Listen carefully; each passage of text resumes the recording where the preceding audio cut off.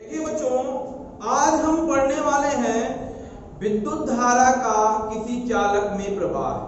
देखिए बच्चों, ध्यान रखिएगा, अभी तक हमने इसके पिछले वीडियो में आपने देखा विद्युत धारा किसे कहते हैं और धारा घनत्व किसे कहते हैं, और विद्युत धारा का किसी चालक में प्रवाह आज पढ़ने वाले हैं। इसी के अगले चरण में हम क्या पढ़ेंगे, अनुवन वेग के बारे में पढ़ेंगे, ठीक है ना। तो धारा क्या है? धारा किसी आवेश प्रवाह की दर को हम क्या बोलते हैं? आवेश प्रवाह की दर को हम क्या बोलते हैं? धारा कहते हैं, ठीक है। और धारा घनत्व I/A को हम धारा घनत्व कहते हैं, ठीक है। तो धारा है क्या? आवेश प्रवाह की दर। अगर आपसे कोई पूछ ले कि भाई विद्युत धारा जो किसी चालक में प्रवाह कैसे होता है विद्युत धारा का, तो इसको समझने के लिए आपको एक बात समझना पड़ेगा, क्या कि भाई ये बताइए कि कोई भी जो चालक होता है वो किससे बना होता है? परमाणुओं से या अणुओं से, ठीक ना। और परमाणु चालक में कैसे होते हैं? कुछ परमाणु बंधे हुए होते हैं, कुछ परमाणु मुक्त होते हैं। और मुक्त को हम क्या बोलते हैं? मुक्त इलेक्ट्रॉन, है ना, जिसकी वजह से हमारे चालक में धारा का प्रवाह होता है, ठीक है ना। और ये जो मुक्त इलेक्ट्रॉन है हमारे आसपास के जो परमाणुओं के कारण वैद्युत बल का अनुभव करते हैं, है ना, जिसकी वजह से मुक्त इलेक्ट्रॉन परमाणु विशेष से बंधे नहीं रहते, अपितु चालक के अंदर क्या करते रहते हैं? रिक्त स्थानों में धनायनों से टकराते रहते हैं और चालक में अनियमित रूप से जिगजैग रूप से क्या करते रहते हैं? गति करते रहते हैं। लेकिन यह चालक की सतह को छोड़कर नहीं जाते, ठीक है ना। फिर से सुनिए कि अगर आपका कोई चालक है वह परमाणुओं और अणुओं से बना होता है। परमाणु में कुछ मुक्त इलेक्ट्रॉन होते हैं जो कि क्या होते हैं? बंधे नहीं होते, यानी चालक की सतह पर गमन करते रहते हैं और वह रिक्त स्थानों में धनायनों पर, है ना, धनायनों से टकराते रहते हैं और धनायनों से टकराने के बाद भी वह अपनी चालक की पृष्ठ को छोड़कर बाहर नहीं जाते हैं, ठीक है ना। और इसी वजह से जो कोई चालक का सतह होता है, अगर हम गर्म करते हैं तो उसमें क्या अनियमित रूप से गति होती है, ठीक है। यानी कि यदि आप किसी भी चालक को गर्म करेंगे, क्या करेंगे? यदि किसी चालक को गर्म करेंगे तो वह क्या करेगा? वह जिगजैग रूप से, अनियमित रूप से यादृच्छिक गति करने लगेगा और इस यादृच्छिक गति को हम बोलते हैं तापीय चाल। क्या बोलते हैं बच्चों? तापीय चाल बोलते हैं, ठीक है ना। जब हम किसी चालक को गर्म करते हैं तो गर्म करने के कारण ये जो मुक्त इलेक्ट्रॉन है जो चालक की सतह पर मुक्त रूप से घूमते रहते हैं, ये क्या करने लगते हैं? यादृच्छिक रूप से, यानी अनियमित रूप से गति करने लगते हैं और इस अनियमित गति या चाल को, या जिस चाल से वह गति करते हैं उसको तापीय चाल कहते हैं, है ना। और किसी मुक्त इलेक्ट्रॉनों की अधिकतम तापीय चाल 10⁶ मीटर प्रति सेकंड होती है, ठीक है ना बच्चों। अब ये बताइए, जब गति करेंगे तो ये धनायनों से टकराएंगे और धनायनों से टकराने के बाद ये बार बार अपनी क्या करेंगे? गति बदलेंगे और जब गति बदलेंगे तो इनका बार बार टकराने से इनकी जो गति होगी कभी शून्य हो जाएगी तो कभी बहुत अनियमित रूप से गति करेंगे, यानी चालक में कोई धारा प्रवाहित नहीं हो रही है, तब की स्थिति है ना। और जब हम इसको किसी बैटरी से जोड़ दें, चालक को हम किससे जोड़ दें? किसी बैटरी से जोड़ दें, यानी विभवांतर लगा दें, यानी विद्युत क्षेत्र लगा दें, तो विद्युत क्षेत्र के लगाने के कारण ये जो इलेक्ट्रॉन है विद्युत क्षेत्र के विपरीत दिशा में, विद्युत क्षेत्र के विपरीत दिशा में, यानी कम विभव से अधिक विभव की ओर एक बल का अनुभव करने लगेंगे, है ना, जिसके कारण वह विपरीत दिशा में ही त्वरित हो जाएंगे और इनकी चाल जो है लगातार बढ़ेगी नहीं, न घटेगी, है ना। और ये इलेक्ट्रॉन आगे बढ़ते समय धनायनों से टकराते रहेंगे, है ना। और एक स्थिति ऐसी आएगी जब ये इनका जो चाल होगी वो क्या होगी? एक नियमित हो जाएगी और इस नियत औसत वेग को ही हम क्या बोलते हैं? अनुगमन वेग बोलते हैं, ठीक है ना बच्चों। तो अनुगमन वेग को समझने के लिए आप लोगों ने ये जाना कि भाई किसी भी जो चालक का सतह होता है वो मुक्त इलेक्ट्रॉनों से भरा हुआ होता है, और जैसे ही आप गर्म करते हैं तो ये जो इलेक्ट्रॉन है अनियमित रूप से गति करने लगते हैं। अधिकतम इनकी गति जो होती है तापीय चाल के बराबर होती है, जो कि 10⁶ मीटर प्रति सेकंड होती है बच्चों, है ना। और जैसे ही हम इसमें विद्युत क्षेत्र लगा देते हैं तो वह एक नियमित रूप से नियत औसत वेग से गति करने लगते हैं। उसी नियत औसत वेग को ही हम क्या बोलते हैं, अनुगमन वेग बोलते हैं। तो परिभाषा क्या लिखेंगे, अनुगमन वेग वह नियत औसत वेग होता है जिससे मुक्त इलेक्ट्रॉन बाह्य विद्युत क्षेत्र के प्रभाव में किसी चालक में प्रवाहित होता है। ठीक है ना।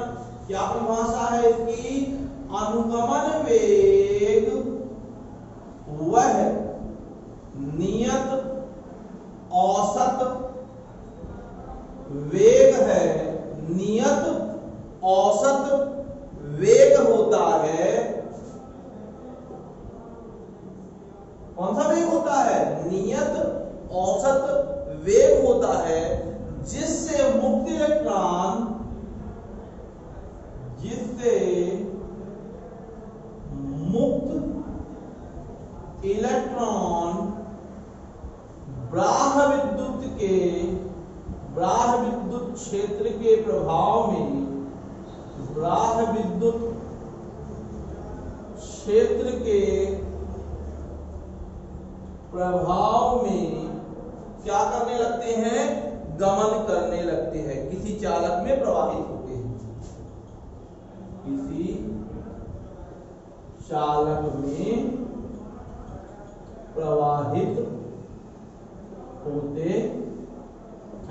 देखिए, अनुगमन वेग वह नियत औसत वेग है, होता है जिससे मुक्त इलेक्ट्रॉन बाह्य विद्युत क्षेत्र के प्रभाव में किसी चालक में प्रवाहित होते हैं। अनुगमन वेग वह नियत औसत वेग होता है बच्चों जिससे मुक्त इलेक्ट्रॉन बाह्य विद्युत क्षेत्र के प्रभाव में किसी चालक में क्या होते हैं, प्रवाहित होते हैं।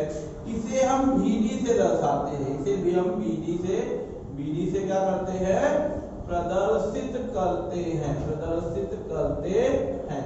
इसको अनुगमन वेग भी बोलते हैं, अपवाह वेग भी बोलते हैं। ध्यान रखिएगा, दोनों का एक ही नाम है। क्या क्या बोलते हैं, अनुगमन वेग और अपवाह वेग। ठीक है ना। इसका जो कम से कम मान है, इसका मान बहुत कम होता है। ध्यान रखिएगा, 10⁻⁴ मीटर पर सेकंड। इसका मान कितना होता है, इसका मान जो है 10⁻⁴ मीटर पर सेकंड होता है बच्चों। ठीक है ना। कितना होता है, 10⁻⁴ मीटर प्रति सेकंड। ठीक है ना। अनुगमन वेग को ही हम क्या बोलते हैं बच्चों, अनुगमन वेग को ही हम बोलते हैं अपवाह वेग। ठीक है ना बच्चों।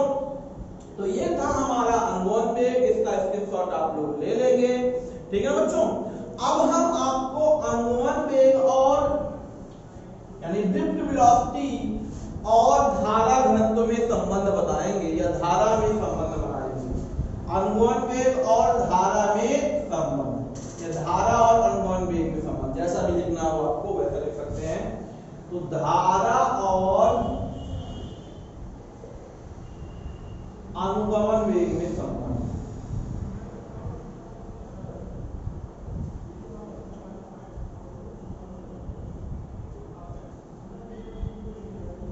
ठीक है ना बच्चों। मान लेते हैं कि ये है हमारा चालक, एक चालक है हमारा, चालक है हमारा PQ। चालक का नाम क्या है हमारा बच्चों, एक चालक है हमारा PQ जिसकी लंबाई है बच्चों L। कितनी लंबाई है, L, और जिसके अनुप्रस्थ काट का क्षेत्रफल जो है वो है A। देखिएगा ध्यान से, ये है हमारा चालक PQ। ठीक है ना। इसकी लंबाई L है। ठीक है ना बच्चों। इसका अनुप्रस्थ काट का क्षेत्रफल A है। ठीक है ना बच्चों। और इस पे हम क्या लगा रहे हैं, इस पर हम एक बैटरी जोड़ दिए हुए हैं और बैटरी लगा रहे हैं। ठीक है ना। अब समझिएगा थोड़ा सा, चालक का आयतन क्या होगा, पहले बताइए। चालक का आयतन भैया आपने पढ़ा है, एक बेलन होता है, ध्यान से देखिएगा। तो बेलन की क्या होता है भाई, बेलन की लंबाई है वृत्तकाट का क्षेत्रफल इनटू लंबाई, है ना। यानी सीधी सी बात है, अगर इसको लिटा दिया गया है तो इसमें क्या हो जाएगा, लेंथ l है, ये a है, तो इसका आयतन कितना हो जाएगा, al। तो ये क्या हो गया, चालक का आयतन बच्चों हो गया कितना, al हो गया, ठीक है ना। तो चालक का आयतन al हो गया, ठीक है। अब देखिए, माना चालक के प्रति एकांक आयतन में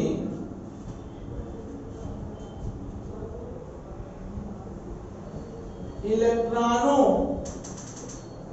की संख्या, मान ले अगर कि चालक के प्रति एकांक क्षेत्रफल पे या आयतन पे इलेक्ट्रॉनों की संख्या बच्चों कितनी है, n है, तो n है, तो संपूर्ण चालक में इलेक्ट्रॉनों की संख्या, इसको समझिएगा थोड़ा सा। देखिए, हमने बोला कि एक घन सेंटीमीटर में, एक घन सेंटीमीटर में क्या है, इलेक्ट्रॉनों की संख्या n है। समझिए थोड़ा सा इस बात को। मान लीजिए एक में आप 4 पेड़ रखते हैं, मान लीजिए खेत है हमारा, एक में है, आप एक में रखी है 4 कुर्सियां। कितनी कुर्सियां रखी हुई हैं, 4 कुर्सी रखी हैं। तो पूरे खेत में, पूरे खेत से गुणा कर दीजिए, तो बस यही काम करना है। देखिए यहाँ पास क्या करेंगे, देखिए मान लीजिए इलेक्ट्रॉनों की संख्या कितनी है, n है, और आयतन इतना है, तो इलेक्ट्रॉनों की संख्या पूरे आयतन में होगी ना, तो ये हो जाएगी ALN। कितनी हो जाएगी इलेक्ट्रॉनों की संख्या, ALN हो जाएगी बच्चों, ठीक है। कितनी हो जाएगी, ALN हो जाएगी बच्चों, ठीक है। अब आवेश का क्वांटाइजेशन पढ़ा है आपने, आवेश का क्वांटाइजेशन क्या कहता है, Q बराबर Ne, Q बराबर Ne होता है ना। तो ये बताइए, यदि प्रत्येक इलेक्ट्रॉन में आवेश E हो, तो संपूर्ण चालक पर कुल आवेश, आवेश बराबर क्या होता है बच्चों, Q बराबर Ne होता है। Q बराबर क्या होता है, Ne होता है। तो आवेश बराबर क्या हो जाएगा, Ne। N क्या है, नंबर ऑफ इलेक्ट्रॉन, यानी इलेक्ट्रॉनों की संख्या तो हमने इतनी बताई है, मुक्त इलेक्ट्रॉनों की संख्या। यहाँ ये लिख देना, चालक में मुक्त इलेक्ट्रॉन, ध्यान रखना। तो ALN हो गए इलेक्ट्रॉन, और इसमें E जोड़ दोगे तो बन जाएगा आवेश, यानी Q आ गया आपका। Q बराबर कितना आ गया, ALNE। Q बराबर आ गया ALNE, ठीक है ना। अब हम बैटरी जोड़ रहे हैं, इसमें क्या जोड़ रहे हैं, बैटरी जोड़ रहे हैं। यदि चालक में बैटरी जोड़ने पर, क्या जोड़ने पर, बैटरी जोड़ने पर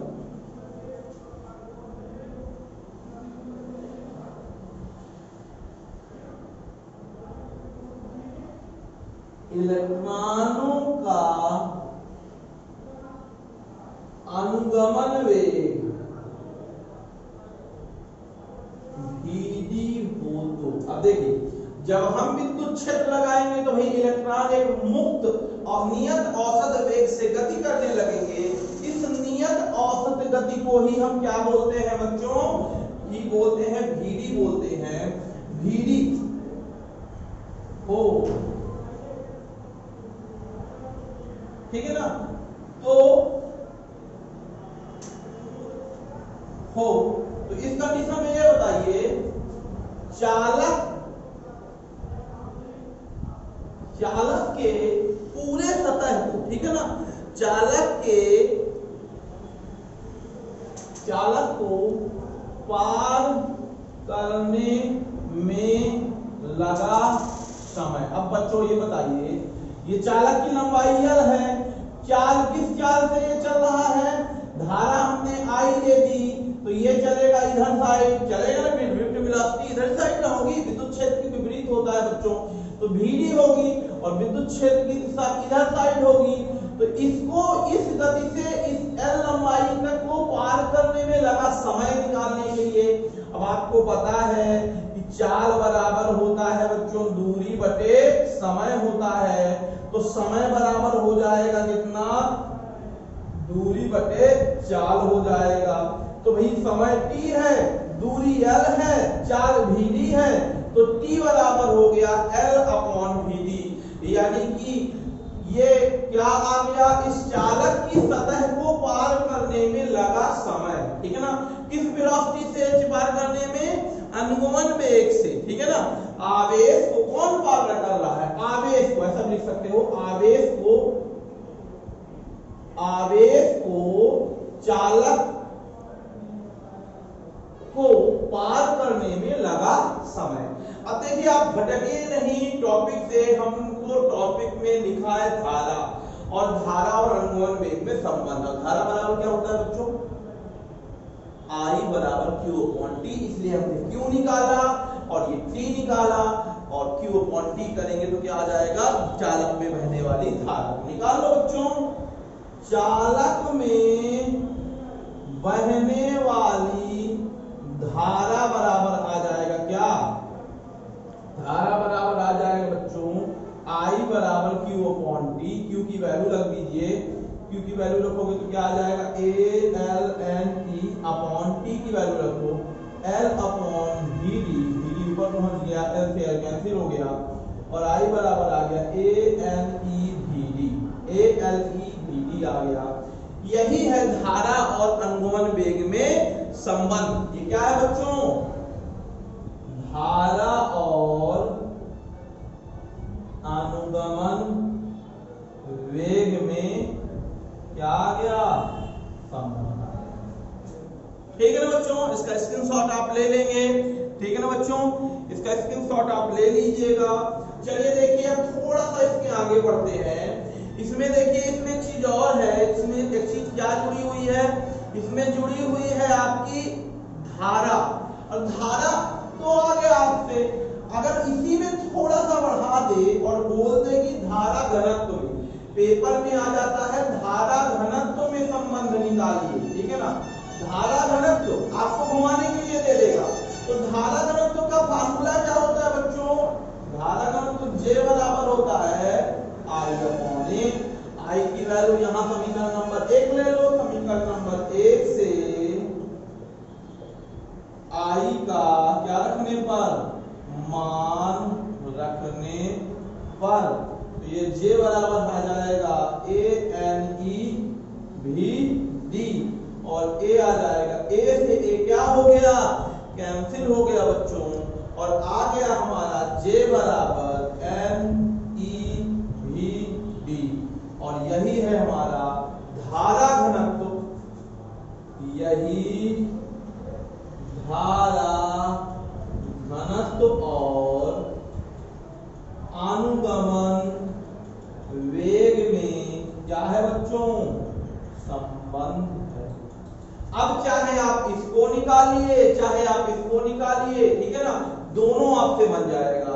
तो बच्चों इसी तरह आप इसको देखते रहिए, समझते रहिए। इसी तरह के वीडियो को देखने के लिए आप इस वीडियो को सब्सक्राइब करिए, और घर में रहिए, सुरक्षित रहिए, और इसको 1 से 2 बार लगाइए, और अगर नहीं समझ में आता है तो इसको करिए, ठीक है ना। आपके लिए आज एक क्वेश्चन है जो कि आप कमेंट सेक्शन में जवाब दे सकते हैं। क्वेश्चन ये है, आपको ये बताना है, पिछले अध्याय का क्वेश्चन है कि विभव जो होता है उसका विमीय सूत्र क्या होता है, विभव का विमीय सूत्र क्या होता है, और धारा कहां से कहां प्रवाहित होती है, धारा से कहाँ होता है, अधिक विभव से कम विभव की ओर, कम विभव से अधिक विभव की ओर, या दोनों का विभव समान हो, या इनमें से कोई नहीं। इसका जवाब आप लोग देंगे। घर में रहिए, सुरक्षित रहिए। धन्यवाद।